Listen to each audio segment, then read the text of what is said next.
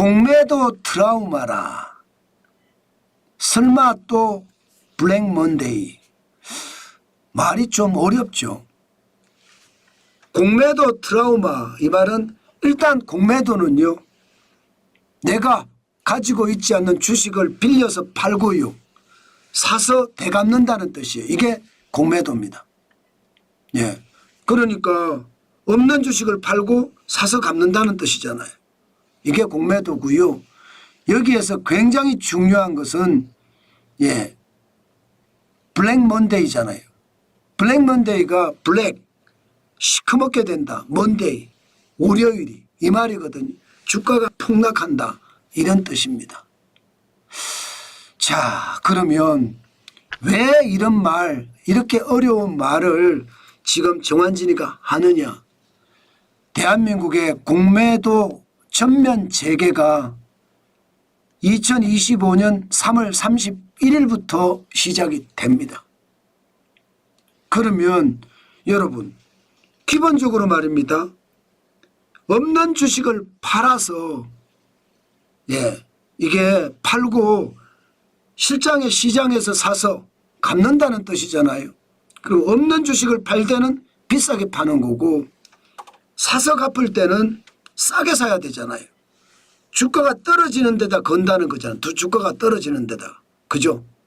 그러면 공매도의 어떤 상황이 주가가 빠져야지 내가 돈을 벌 수 있는 그런 구조예요.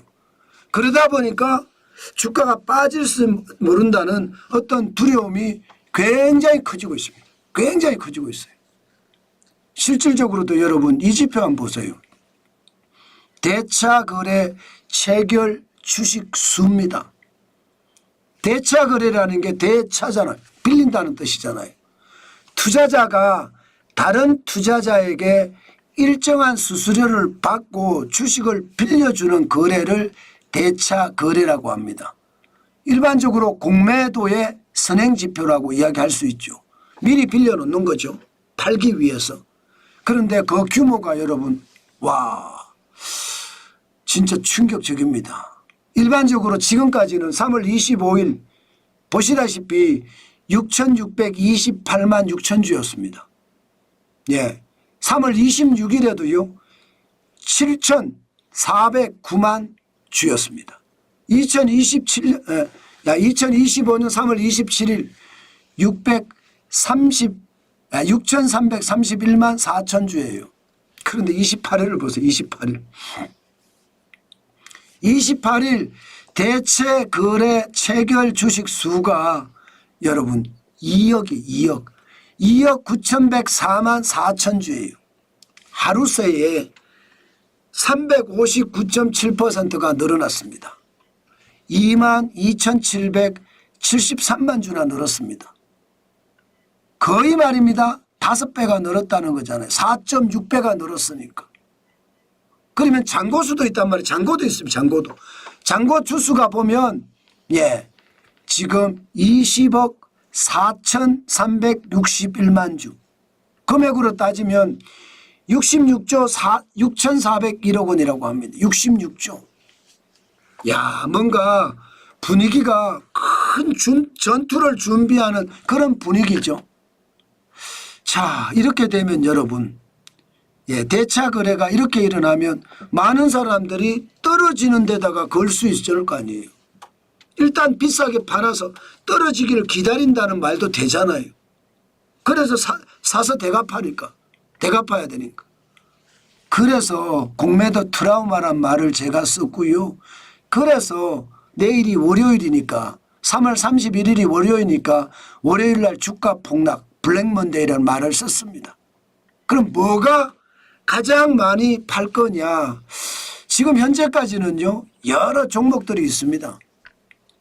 일단 대차거래 체결이 많은 종목을 보면 삼성중공업이 421만 주입니다. 티웨이홀딩스는 308만 주고요. 삼성전자도 굉장히 많습니다. 299만 주입니다. 삼부토건도 246만 주고요. 두산에너빌리티도 240만 주입니다. 진짜 엄청나죠. 그러니까 실탄 준비해 놓고 이제 공매도가 재개가 되면 전쟁을 하려고 준비를 한다는 사실입니다. 완전 실탄을 장전해 놓고 이제 쏘기만 하면 된다는 뜻인가요? 쏘기만. 지금 그런 분위기가 굉장히 강합니다. 예. 그러니까 투자 심리도 약간은 위축이 되고 있습니다. 투자 심리도. 투자자 예탁금을 보면요. 지금 54조 6,936억 원으로 줄어들었거든요. 54조. 보통 55조 대였어요. 55조 대. 신용거래 융자 B2 말입니다. B2도 18조 원까지 갔었는데 17조 8,423억 원까지 줄어들었습니다.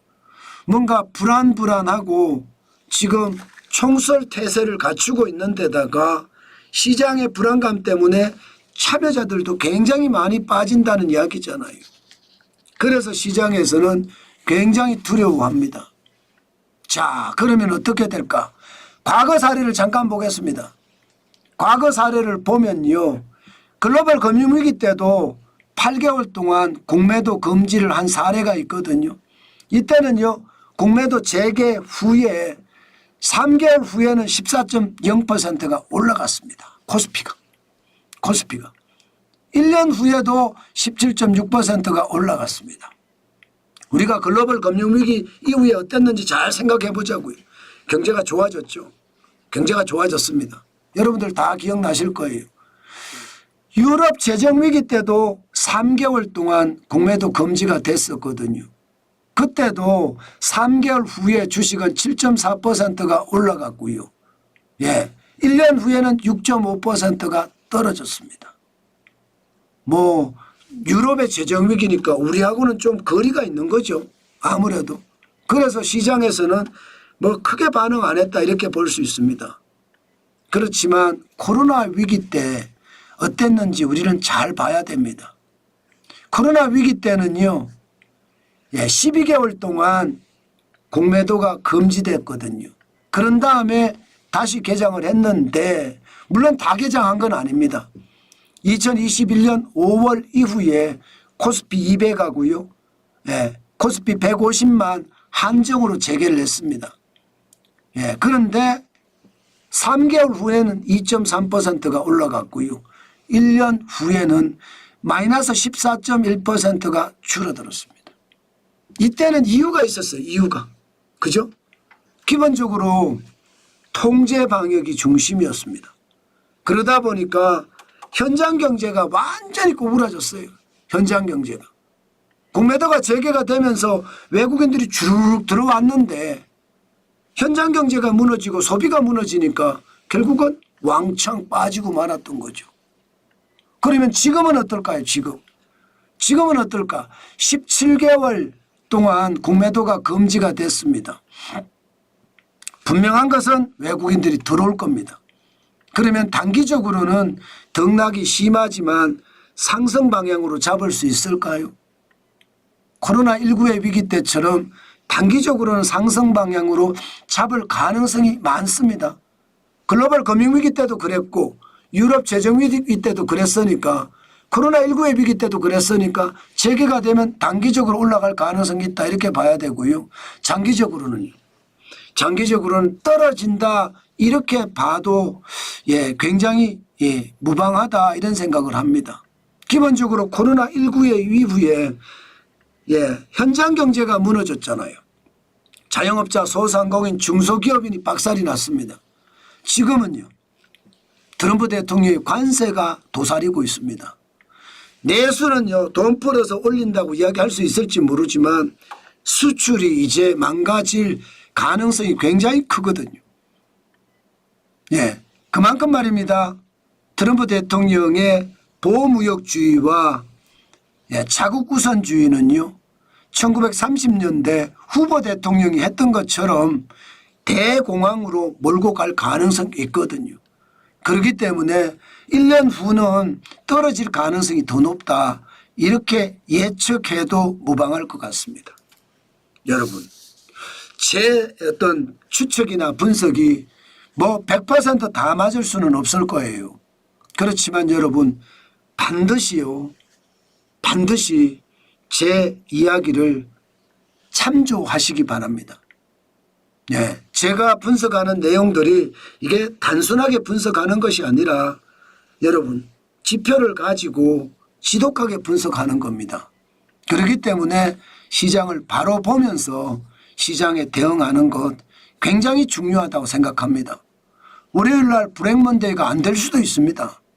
그렇지만 시장은요 항상 변동성이 크고요. 롤러코스터 장세가 될 수 있다는 거 다시 한번 생각을 하시면서 거기에 대응해 가시는 게 필요하다. 그 말씀 드리겠습니다. 특히 말입니다. 저처럼 말입니다. 저점 투자하는 사람, 저처럼 분노의 매수 이것을 좋아하는 사람들은 요즘 시장에 들어가지 마시고 현금 쌓는 게 좋습니다.